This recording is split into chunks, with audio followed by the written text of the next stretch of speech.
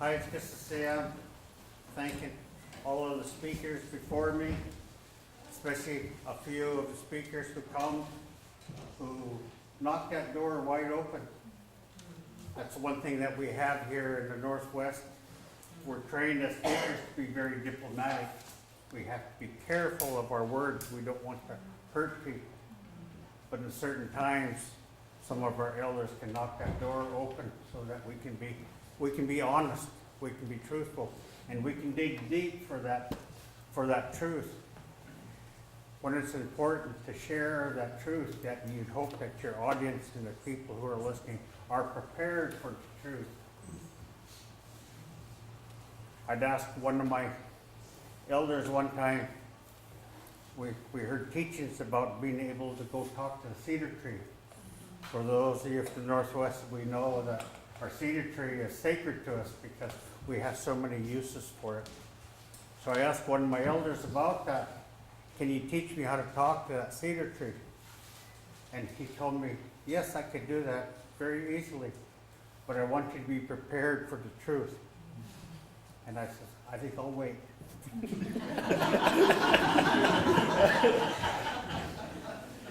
So again, my name is Larry Campbell. My Indian name is Wanasia. I'm like a lot of other people in Indian country. I have Wenatchee tribe, Upper Skagit, Kikialis, Samish, Swinomish, and Tsunamis First Nation from Vancouver Island. And that's where my Indian name comes from, my identity. And it's kind of a wonderful thing, these what we call our real identities, our real identities that we have. When we travel around into the tribes around here, so many people that I know, they hardly ever call me Larry anymore. It's always Wanasia. It's always Wanasia, and it's a sign of respect, and it's maybe a sign of how far I've come into my life since I've received this name. It's helped me grow a lot. Unlike a lot of other people, I guess, maybe I come to it a little later in life. A lot of us were products of the 60s. You older ones know what I'm talking about. But again, it seemed like I was just another guy from the rest. But when I went forward to gain my traditional teachings here in this part of the world, that it seemed like I woke up. Something in me woke up, and all of a sudden there was knowledge, there was answers, but more importantly, there was questions there, right on the tip of my tongue, wanting to find these answers about it. When we talk about part of our discussion today is supposed to be about the Boldt decision. As we know, a lot of that interpreted our treaty right to say that we have catch 50% of the harvestable salmon. But it also kind of coincided with the cultural and the spiritual renaissance that happened in this part of the world. In the 60s, kind of coinciding with the Civil Rights Act that happened here in '64 in this nation, that it almost seemed like the spirit understood that our traditional religions were going to be able to come back in a way that they wouldn't be discriminated against, they wouldn't be suppressed. And so many of us went and joined our traditional religions because that we were thirsty for that information. We were thirsty for our identity. Who are we as Coast Salish people? And as we start to do that, and as our teachers, our workers, our elders start to talk to us and start to share with us, slowly over time it becomes clear to us who we were, who we are, and what our responsibilities are. Responsibilities, this is what Vine Deloria, I think that I'm so proud that we hold this event here because he showed us a lot about responsibilities. He talked to us about how to recognize things were happening in this country that had a negative effect on us. And because history repeats itself, when it comes back around again, we're going to recognize it and we're going to react to it quicker. We're not going to react to it. We're going to be in the front. You see that happening in this part of the world as our tribes become more politically sophisticated, that we're making our presence felt here.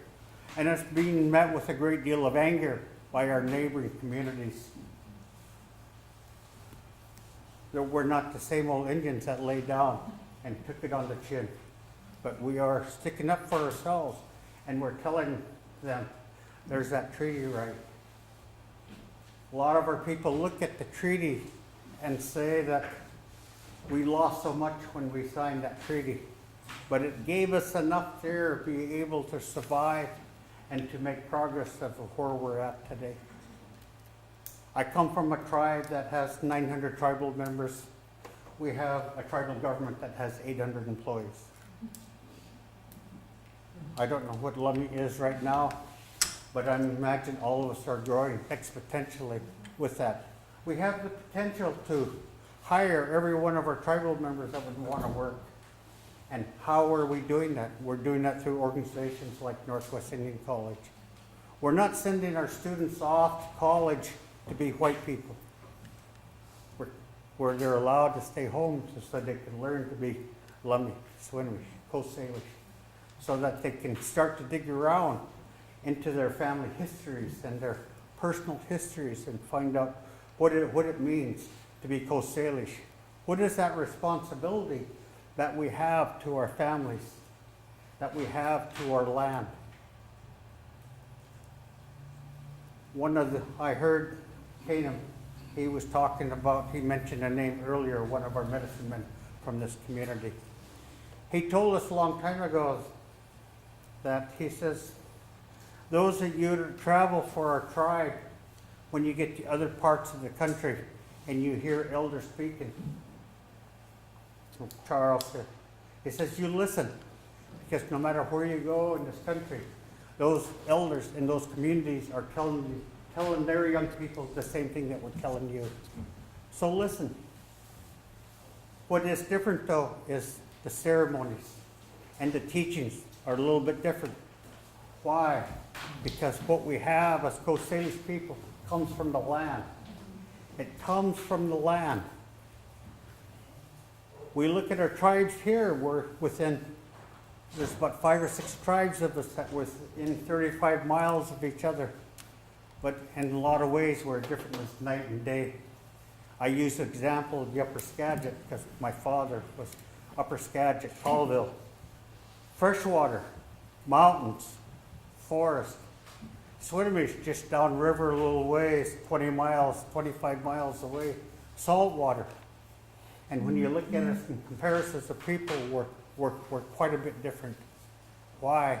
Because our environment is different. And again, it's important that we learn the rules of that particular area. When we come up to Lummi for ceremony, we're taught we leave our Swinomish ways at home. We do it the way as the Lummis do it because they studied their homeland. They know what the rules are there.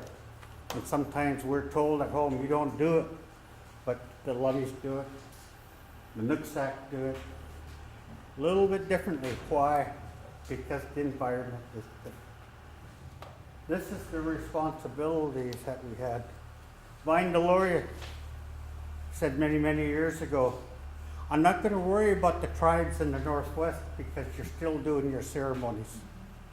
This is a time now that all of our tribes here in this little area are doing our first salmon ceremonies or blessing of the fleets or whatever they may call it.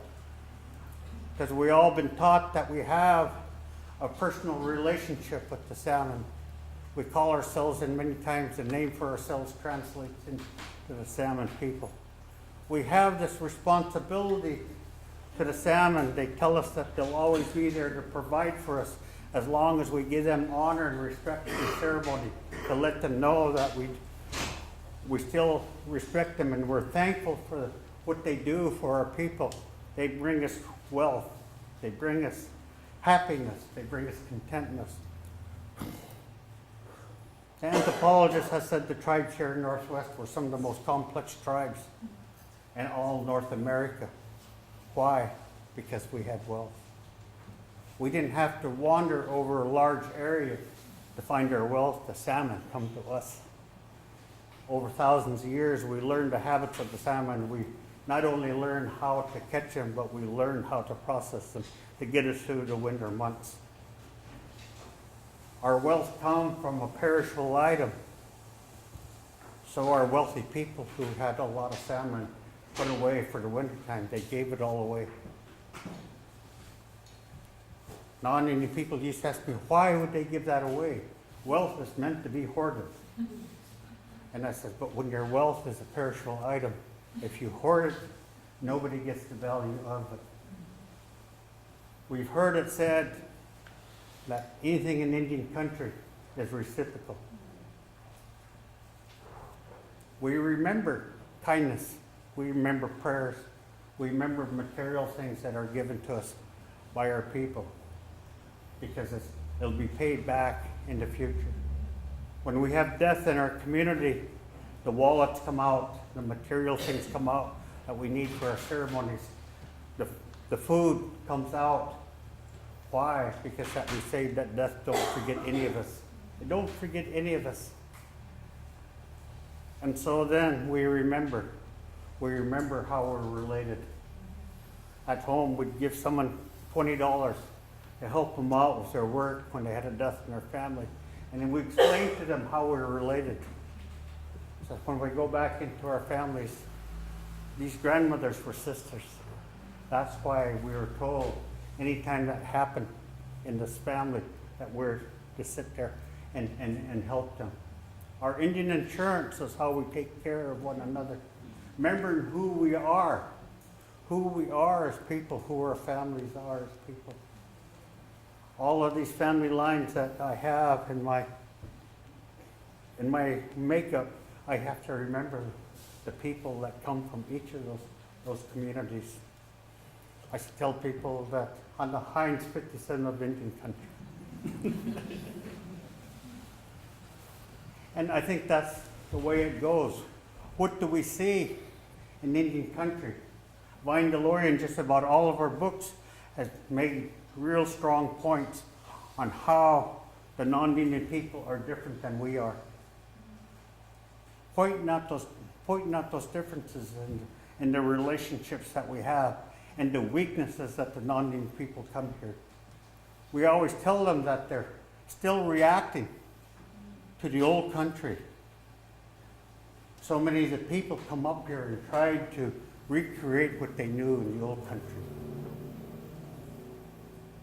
A while back, the tribes in the state, in the co-management of the salmon, last year I think it was, they couldn't agree on fishing season and how it was going to occur. So the tribes went home and our tribe wouldn't open up the fishery and went fishing. The non-Indian people got really irritated and they got really mad. You know, how could those Indians do that? But again, that is something that we have. We're fishermen. We're fishermen as people. I myself spent 25 years being a fisherman before I put my boat away in 1991 at 40 years of age to go back to college. I didn't want to find myself at 50 not being able to do anything else, but also being able to continue to work. And I guess that in those years I spent fishing, we began to realize what fishing means to us here in the Northwest. Every one of our fishermen would tell you it's in our blood. It's in our blood. Remember an old elder telling me that he had this non-Indian man who wanted to adopt him and wanted to give him a sawmill. But he had to put his boat away and he had to learn the ins and outs of that sawmill, that lumber mill. He said, but when fishing come up, he had to go. Our tribe has a very liberal policy with all of our tribal people who are fishermen, who work for our tribe, that they can take personal time off to go fishing. I can guarantee you that those of us who are fishermen, and if we have to work for the tribe, we become very surly employees. And they found it better to let us go off and go fishing because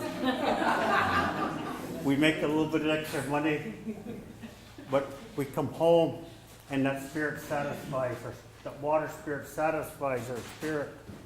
My late wife, who come from Southern Oregon, she said, no matter what kind of a day you had on the water, your energy is always good when you come home. It's always good, no matter if your motor blew up, you tore your net up, you didn't catch no fish. She says, you're always happy. Our women, and we just celebrated Mother's Day here a while back. Heard a lot about our women today. That is great. Sometimes the power here in this area kind of goes up both directions, the man and the women, almost equally, I think. But I happen to be married to one who, for 20 years, my son's mother, who power comes to the women. And she was always telling me all the time, I do not let my men tell me what to do, Larry. And it wasn't an idle threat. So I always say it took us 10 years to negotiate our power and who had the upper hand in whatever situation. But I found that by going through that discussion and going through that thinking, it really gave me a deep respect for the women and what they do for our country. I always say I think that the women are the true strength of our community, because when they support us as men, as we're fishermen, or if we're leaders, or whatever we do in our life, that more than likely we're going to be successful. Why? Because that's the spiritual way to do things. We have a responsibility. Again, as Vine Deloria said, that I'm not going to worry about you guys in Northwest because you carry out your ceremonies. You go to your longhouses in the wintertime, practice that ancient religion. You take care of yourself in the spiritual way. I was reading another book by an anthropologist one day. And this anthropologist come to this Nisqually fisherman on the river and was asking me, how did you learn how to do that? Expecting some mystical answer of how you become a great fisherman. And the old Indian looked at the anthropologist and said, I learned it by doing it. There was nothing there except doing it. That's what our people would say, that we take our kids out when they're about 10, 12 years age. Not much clothes, not much food, maybe quite a bit of beer. And we make them cold, we starve them, and when they get back after 4 or 5 days, we say they're either going to love it or they're going to hate it. And our generation, our elders hoped that we hated it so that we would go to school, that we would go to college. In my day, when I was 17, our elders says, we want your generation to go to college because we want you to learn the rules of the enemy. A lot of non-Indians says, who's the enemy? I says, you are. And that's what a lot of us had to do out of that generation and before. They had to go learn, and they had to act like non-Indian people to be successful in that educational system that paid no attention to who we are as Indian people. And this is what we try to do, and this is what the elders here in Lummi do for Northwest Indian College. They tell them that the Shillangin, the teachings, the way of life is going to be honored. It's going to be in the forefront of what we teach here in our organization. And this is what we try to do. I say we're inventing tradition in this community and in the satellite community because we have poorly educated communities in the Western way, and we're trying to build up this new tradition of our people saying college is expected rather than the exception to the rule.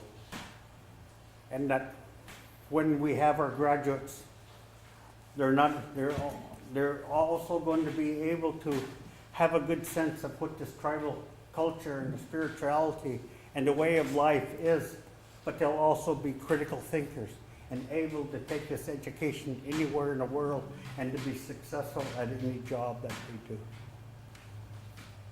It's a heck of a responsibility for our young people. It's a heck of a responsibility for our administrators and our faculty who have to learn how to teach in a different way. We're at the forefront, I think, of all the tribal colleges in the United States. I think there's 37 of them. They're doing good jobs, and we're inventing the wheel as we go along.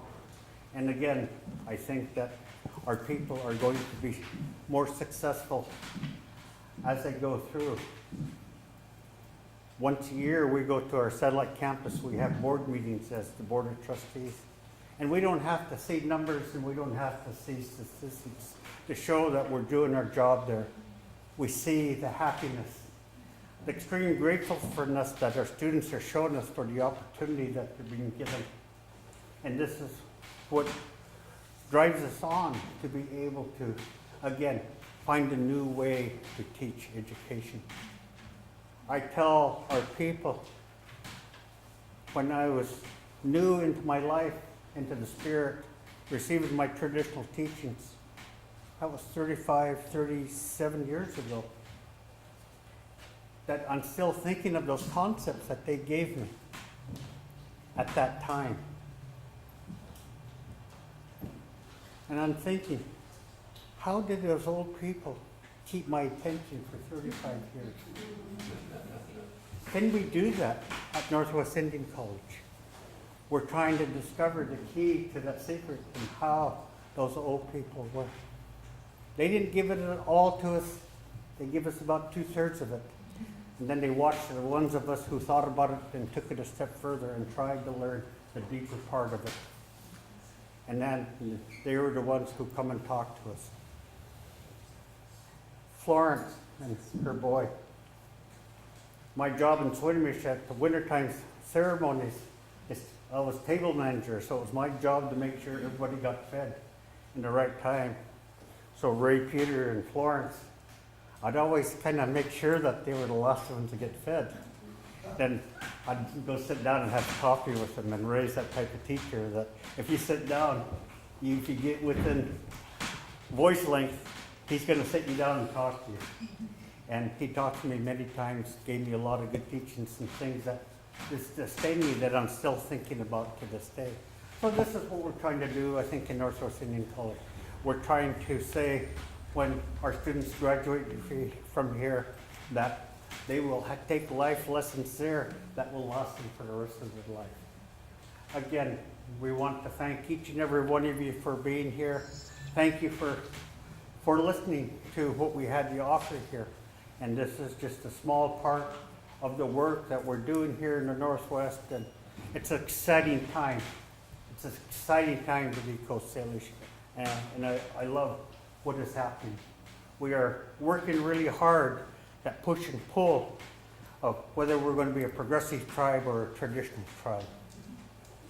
So many of us want to be that traditional tribe, but that being progress sometimes calls for us to compromise our traditions and our teachings.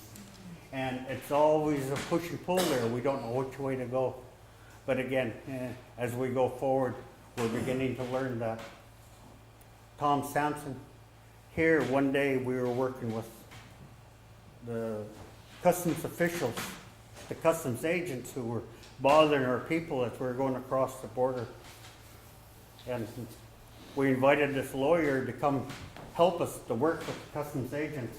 And the lawyer says, I want names, I want badge numbers, and I want dates so we can prosecute these customs agents.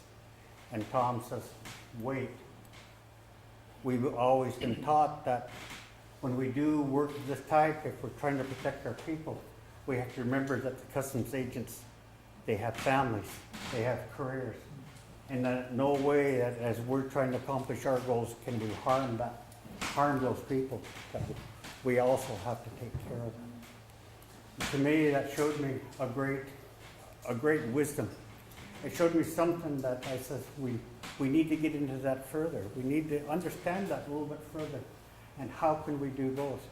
And you see why we suffered over the years, because it's taken us a while to figure out how to do that.